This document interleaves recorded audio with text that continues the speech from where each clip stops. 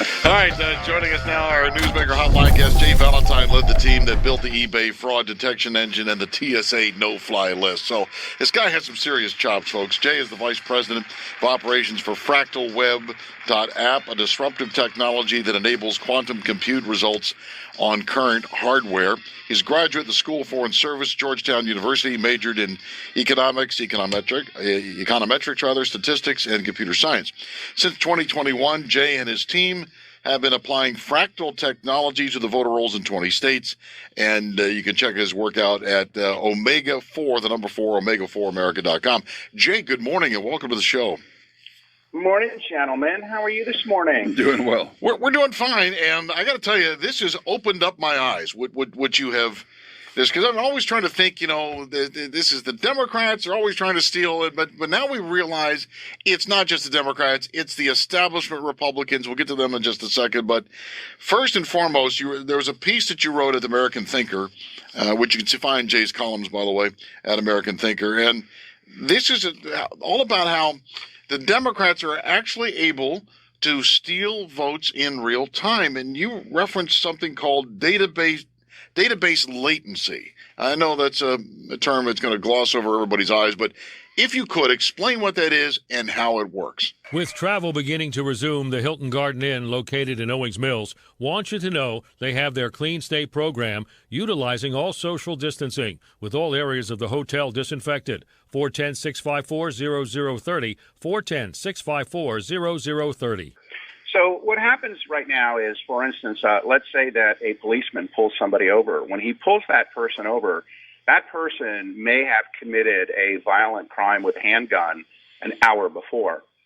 If the database for the police department didn't know that, that policeman is in great danger. But fortunately, there is no latency. So the policeman, when he pulls that guy over, knows as soon as he does, he looks in that database and says, hey, somebody with this description committed a violent crime, an hour ago.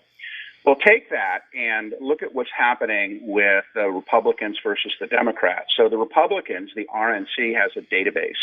Their database is written with SQL, relational, Oracle type technology, which is really kind of old world stuff. And it's updated every week or every 2 weeks or every 30 days. And most of their election stuff is every 30 days at the most, if not every 6 months or a year. So what happens is, and this happened, we've got reports in Wisconsin where the candidates for high offices were going door to door, knocking on doors. They would knock on the door and say, hi, I'm running for such and such an office, and I'd like to say hi to Bill. The person says, nobody here named Bill. Well, multiply that by hundreds of thousands, and what you have is that your databases are not reflective of who's actually there. Well, that's happening on fraud in a big level. So what we're finding, and we're running fractal analysis, which is essentially a compute technology that runs 1,000 to 1,000,000 times faster than Oracle, and you can run it on hardware literally the size of a shoebox. And so what we did is we ran the voter rolls for 20 states, and we're finding all kinds of things that occur because databases are out of time with what's currently going on. So, for instance, we would find 22 people registered at an 800-square-foot house. So you have an 800-square-foot house, which is like the size of most people's great room. It's got 22 registered adults there. Obviously, there must be children and a couple of dogs. When we knock on the door, when our teams would knock on the door, none of those people were there. Well, why? Well, those people might have been registered 5 years ago. And then some other people registered 4 years ago and 3 years ago, and it accumulates to 18 people. And so you have these databases that are so out of date. Well, the Democrats and the leftists, they don't suffer that problem. They keep their databases updated sometimes to the minute.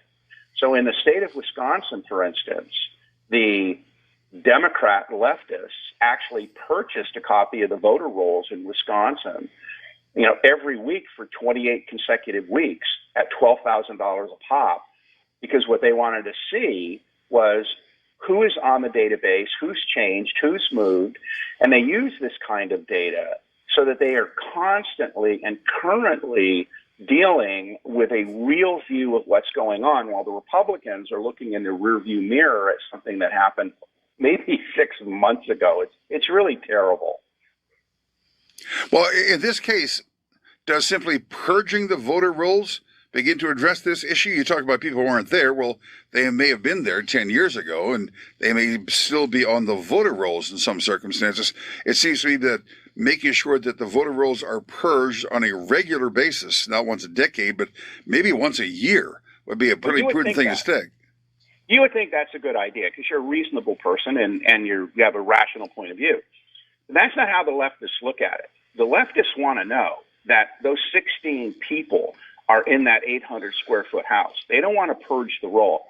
The difference is they know that 2 people of those 16 are real human beings. Now, the other 14 are going to get ballots. They're going to pay somebody $25 a ballot for those ballots, which go there for someone who hasn't been there in years. So they're going to end up with 16 or 18 ballots. They're going to see that there are 2 voters there. Now, the Republicans, at best, can get 2 votes out of that house because there's 2 real people. The Democrats are going to get 16 votes. That's the difference. So you write in your most recent article about this ability to change the database and then to change it back. Wouldn't there be some trace or record of that people could go back after the election and say, well, wait a minute, you changed the database and then you changed it back. We cry foul. Well, of course, that data is certainly in a log file of the database. So let's just go to that particular example. So we're dealing right now in several states, one of which is Wisconsin, one of which is Florida, and a couple of others where this is an issue. There is a database of election voters who are the folks on the voter roll. And so the database may be at the state level, but it may also be at the county level. Depends on where those ballots are mailed from. So in some states it's one, in some states it's the other. So who controls that database? Well, it's controlled by some person, invariably is a leftist. So that person goes into the database, and we found this in one state, and they changed 31,000 out of 5 million names. They changed only the zip code. So in a 30-day period, 31,000 people did not have their name or address changed, only their zip code. Ballots were mailed out during that time. Those ballots were then sent back somewhere because they were undeliverable because the zip codes were wrong. During that 30-day period, the zip codes were changed back. So somebody gathered those ballots. We're not going to put a name on that, but we know it wasn't Republicans from the Kiwanis Club who gathered those 31,000 ballots, right? You sure about that? So someone gathered those ballots. Okay, so those changes, yes, those changes are in a database. So do you think for a moment that if I call the registrar of voters at that particular county who's a leftist and I say, oh, let me look at your log file, do you really think that's going to be a productive conversation? Probably not. Point taken. So while sometimes we're data guys and we're not necessarily advocates, and we see this stuff, and we don't see a variant. We see 100 variants. I'm just explaining one this morning. But there's a big battle going on right now in the Republican Party, and it's a narrative fight. There are 2 narratives going on, and they're fighting for control. The first narrative is that Republicans need to get better at ballot harvesting, ballot gathering, picking up ballots, tracking them down, and doing something with them. The second narrative is even if the Republicans were to do that, the Democrats have a 6 to 10 point advantage in almost any statewide election in America, including in many Republican states, much to our surprise, because they are doing things that are basically illegal, like literally mailing ballots to an apartment building where 30 or 40 or 100 people in that building don't use apartment or unit number in their address. Therefore, that ballot is undeliverable, and they pay somebody to be there when the ballots arrive because they all get there in the same 3-day period, and somebody picks those up, $25 per ballot, and brings them. Republicans will never play that game, nor should they. It's illegal. But the Democrats do it. So the fight and the narrative fight going on is, well, Republicans need to be better at ballot gathering. No, they don't. I mean, they do certainly, but they're going to lose if they do. They need to get control of the voter rolls. The Democrats have control in almost every state, even Republican states. They'll do it at the county level. They have control of the local voter rolls. They have visibility. They know who voted. They know who didn't vote. If you didn't vote, they have a concierge service where they will take a fake ballot and vote for you. And they've been doing that, and we picked that up in 20 states last year. And they do that at scale. Well, obviously that's illegal. Republicans shouldn't do that, but that's what they are doing. And the Republicans and the Republican National Committee are a generation behind, technology-wise, at being able to thwart this. You write in your other one of your pieces that the Democrat leftist ballot strategy has one absolute, one must-have, and that ingredient is floating ballots. And again, is that some of what you're talking about here? These are ballots that have been sent out to apartment complexes, to homeless shelters, nursing homes, wherever, and then they're harvested, and then they just hold those in abeyance until they figure out what they need? Sure. So I'll give you an example. So in Georgia, one of the teams in Georgia went to an apartment complex. Now, this apartment complex was being constructed. It was a concrete pad with cement mixers outside, and the walls had not been built. It was just sort of the superstructure with all of the, the boards and everything. There was no roof, no electrical, and it would rain right through it. And they found maybe 50 or 100 voters, I don't recall the exact number, registered there. So you have 50 to 100 registered voters at an apartment complex where it's just a pad and some framing, and there's nothing else there. Okay, well, that's pretty obvious. So they took those voters' names.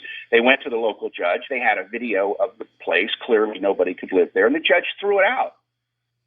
So what the Democrats do is the Democrats just laugh about that, because even though there's prima facie evidence of clear voter fraud with 50 or 100 fake voters who couldn't humanly live in an address, couldn't get a certificate of occupancy, but every time the ballots go out, mail-in ballots, there is somebody there to pick them up at that location who gets, anywhere from 10 to 20, usually 25 seems to be the number, $25 a ballot. Those are floating ballots. You multiply that by hundreds of locations in just a county, and you come up with about 5 to 7% of the ballots that are mailed out in any election, Republican state or Democratic state, are floaters that the Democrats have. And that's why people like Carrie Lake in Arizona will lose an election that she leads by 10 points. Jay, final question for me, at least, and that is, I asked you before about simply purging the voter rolls. You see that's a possible first step. But what solves this problem? How do you take away the ability for either side, particularly the Democrats, to cheat like this? The way you do it is very simple, but it's also very simple technically, and it's very hard politically.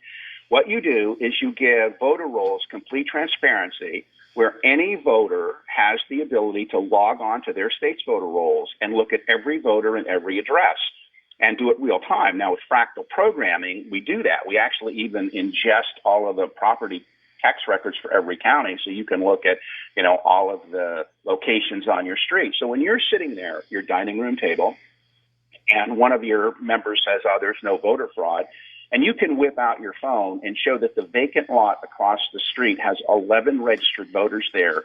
That's how you keep voter rolls clean. You do it with pressure driven by the visibility that this is happening at your neighborhood level. That's the only way it's going to get done. Great point. Final question. Give us 15 seconds on this. Has anybody from the RNC reached out to you regarding this problem? No, they haven't. We kind of knew the answer, but we wanted to hear it from you, Jay. What a shock. On a different narrative. But we are working with other large political organizations and some folks running for some high offices who do want to solve this problem. So we have a lot of good news coming, and I'm sure that for 2024 that this will be addressed. Jay Valentine, Omega4America.com. Jay, you're doing incredible work. Thanks so much for joining us. Thank you, Jay.